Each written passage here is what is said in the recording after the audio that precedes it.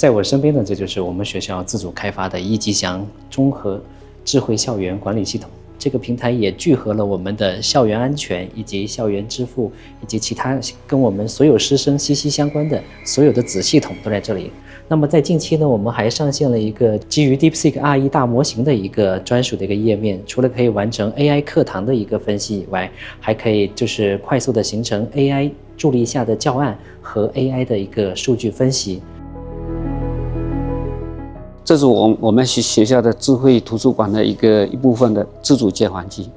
我们学生主要就是通过自主借阅跟归还图书的一个操作流程，它减轻了我们工作人员的负担。